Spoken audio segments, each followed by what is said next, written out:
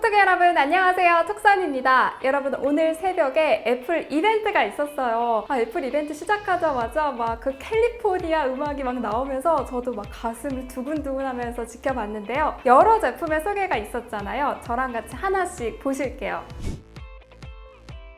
가장 먼저 공개가 된 게 아이패드 9세대입니다. 기존 아이패드 8세대보다 성능이 조금 더 올라갔어요. 기존에는 A12 바이오닉 칩에서 이제는 A13 바이오닉 칩으로 성능이 20% 향상이 되었습니다. 1200만 화소 초광각 카메라가 탑재되었고요. 아이패드 프로 5세대에서 주목을 받았던 센터 스테이지 기술 있잖아요. 영상 통화를 할 때 제가 막 이쪽으로 오면 화면이 이쪽으로 따라오고 두 사람이 오면 그 두 사람을 가운데 놔주고 이런 센터 스테이지 기술이 아이패드 9세대에도 탑재가 되었습니다. 온라인 교육이 활발한 이 시대에서 센터 스테이지 기술이 탑재된 것은 좀 반가운 일이고요. 아이패드 9세대는 기존과 동일하게 329불부터 시작하는데요. 아마도 이 아이패드 9세대는 학생 할인으로 구입하시는 분이 많으실 것 같아요. 근데 학생 할인으로 구입을 했을 때 299불 정도면 구입을 또 할 수 있기 때문에 가성비 태블릿 안에서도 정말 압도적인 그런 우선순위가 아닐까 싶고요. 또 이런 아이패드 9세대 같은 경우 또 연말 연시 할인 있잖아요. 거기에 또 할인 혜택을 또 더해보면 괜찮은 가성비다라는 생각이 좀 들어요. 그 외에 디자인은 10.2형 그대로였고요. 라이트닝 포트 그대로 탑재가 되어 있고 애플 펜슬 1세대 호환되고요. 터치 아이디 탑재를 했습니다. 그리고 트루톤 기술이 탑재가 되어 있어서 보다 눈이 편안하게 영상을 시청할 수 있을 것 같습니다. 구입을 하게 되면 20W USB-C 충전기가 함께 제공이 돼요. 개인적으로는 이 아이패드 9세대에서 라이트닝 말고 USB-C 타입이었으면 어땠을까? 그럼 더 대중적으로 좀 잘 사용할 수 있을 것 같은데 라는 아쉬움이 좀 들긴 했습니다. 다음으로 공개된 건 아이패드 미니 6입니다. 아이패드 미니 6 공개를 보면서 저는 우와, 막 진짜 심장이 막 두근두근 뛰었어요. 왜냐면 제가 아이패드 미니 5를 실사용하면서 느꼈던 그런 불편한 부분들이 진짜 완전 개선이 되었더라고요. 가장 눈에 먼저 띄었던 건 애플 펜슬 1세대가 아니라 2세대 호환이어서 끼우지 않아도 얹어놔도 애플 펜슬을 사용할 수 있다는 점, 이 점이 진짜 너무나 큰 변화라고 생각을 또 하고요.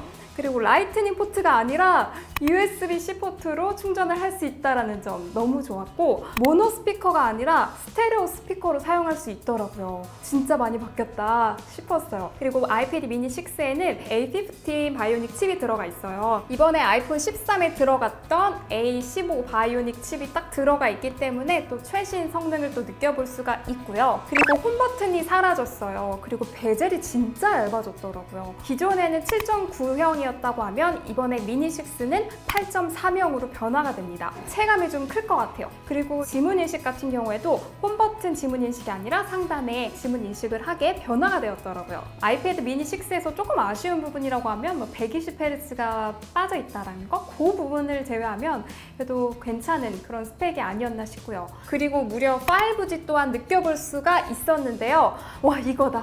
미니 6 대박, 이번에 대박 났네 생각을 했는데 마지막에 가격 딱 공개되는 순간 역시 가격이 올랐구나, 15만 원 정도가 더 높아졌더라고요. 이 부분에 있어서 이제 많은 분들이 기변을 생각하시다가 가격이 생각을 좀 하실 것 같아요. 근데 또 제가 보기에는 정말 작은 태블릿인데 휴대하기도 너무나 좋고 그런 만족감이 커서, 만약에 이런 미니 사이즈를 한 번도 사용해 보시지 않으셨는데 미니 5랑 미니 6랑 두고 고민을 하신다라고 하면 저는 그냥 미니 6로 가시라고 말씀을 드릴 것 같아요. 편리하게 변화된 부분들이 너무나 좀 크다라고 생각을 해요. 어쨌든 이번 발표 안에서 미니 6가 정말 가장 눈에 띄고 와, 저거 사고 싶다 했던 그런 발표였습니다. 다음은 애플워치 7인데요. 이번 애플워치 7은 애플워치 6보다 베젤이 훨씬 더 얇아졌더라고요. 와, 진짜 베젤 진짜 안 보인다라고 느껴질 만큼 베젤이 많이 얇아졌어요.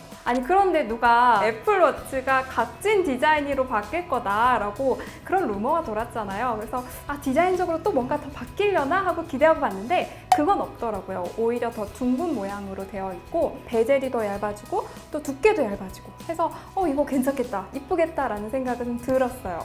색상은 미드나이트, 스타라이트, 그린, 블루, 프로덕트 레드로 출시가 되는데요. 저는 뭐 이 중에서는 가장 무난한 스타라이트가 좋더라고요. 전작인 애플워치 6와 비교해본다면 70% 밝아진 디스플레이 밝기, 보다 빨라진 충전 속도가 장점이 될 것 같은데 애플워치 7의 경우에는 한번 충전을 하고 8분이 지나면 8시간 수면 추적을 할 수 있다고 하더라고요. 그만큼 충전 속도가 빠르다고 하는데 보다 충전에 있어서 또 자유로움 또한 느낄 수 있을 것 같습니다. 근데 저는 이제 애플워치 4를 사용하다가 7을 바꿀 생각하니까 체감이 정말 클 것 같은데 기존에 6를 사용하셨던 분들이라고 하면 굳이 이거를 바꿔야 하나 이런 고민을 좀 하시게 될 것 같아요.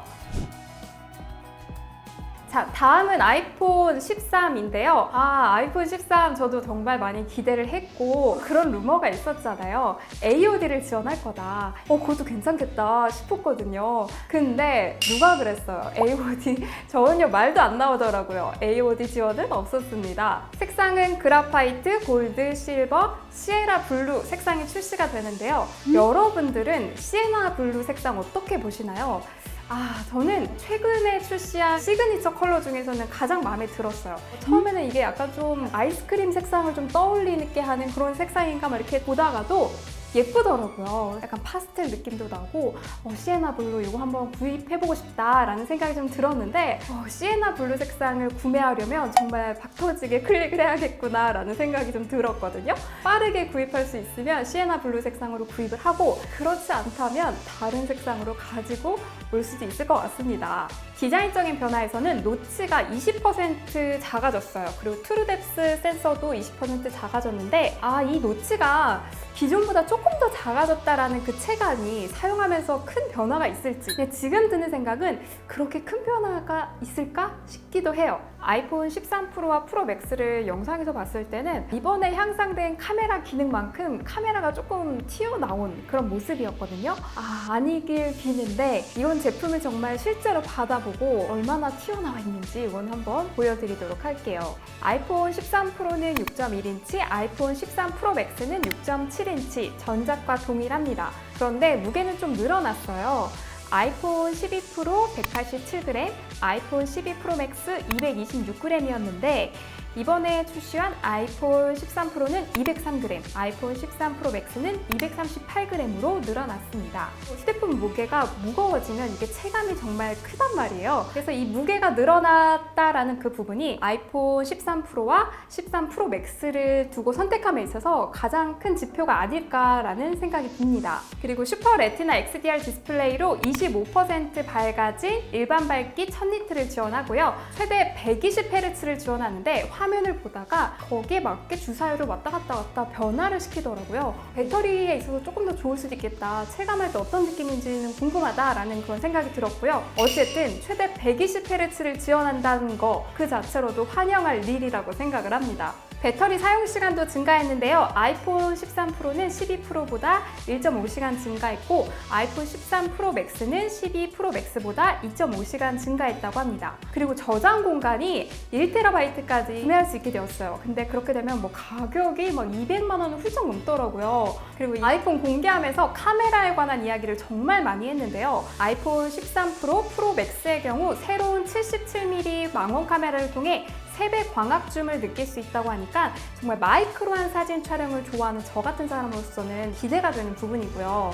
초광각은 f1.8, 광각은 f1.5, 망원은 f2.8 스펙입니다. 빛을 조금 더 잘 받을 수 있으니까 보다 선명하고 화사한 색감을 얻을 수 있지 않을까라는 기대도 큽니다. 그리고 아이폰 저조도 촬영이 더 좋아졌다라고 하는데 아이폰 12 프로 대비 최대 2.2배, 아이폰 12 프로 맥스 대비 최대 1.5배 향상된 성능을 보인다고 합니다.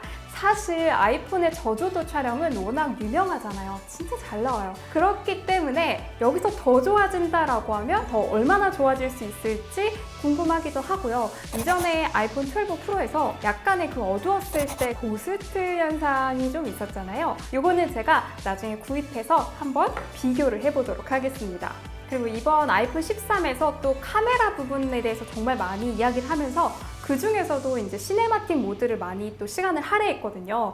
그 시네마틱 모드가 저도 좀 인상적이었는데 영상 같은 거 촬영할 때 포커스를 왔다 갔다 조절할 수가 있더라고요. 그러한 부분이 이게 휴대폰으로 촬영했지만 마치 카메라로 촬영한 것처럼 그런 분위기를 줄 수 있을 것 같아서 괜찮을 것 같더라고요. 얼마나 자연스럽게 표현을 해줄지 그게 가장 중요한 것 같아요. 그런데 이 시네마틱 모드에서는 풀 HD 30프레임까지만 촬영이 가능하더라고요. 이 부분은 당장의 스펙에서 조금 아쉽기는 해요.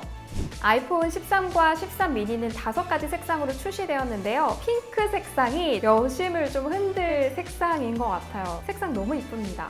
아이폰 13과 13 미니는 전작과 같이 6.1형, 5.4형으로 무게는 좀 늘어났는데요. 아이폰 13은 173g, 13 미니는 140g입니다.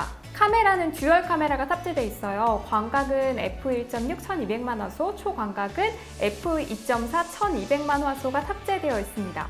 아이폰 13과 13 미니 120Hz는 지원하고 있지는 않는데요. 그래도 좋은 소식은 아이폰 13 라인 4가지 모델 모두 OIS가 탑재되었다라는 거예요. 그 루머는 정말 예상 적중했습니다. 아이폰 13, 13 미니 광각 카메라에서 흔들림이 조금 덜한 영상을 촬영할 수 있을 것 같아요. 네, 여러분 여기까지가 오늘 새벽에 있었던 애플 이벤트 정리인데요. 저도 빠르게 보고 막 정리하면서 여러분들에게 최대한 좀 빠르게 영상으로 전달드리려고 급하게 준비를 했어요. 그래서 자세한 내용들은 제가 제품을 또 구입을 하고 여러분들께 실물로 한번 보여드리도록 하겠습니다. 오늘 영상 봐주셔서 감사하고요. 그럼 우리 다음 영상에서 또 만나요. 안녕!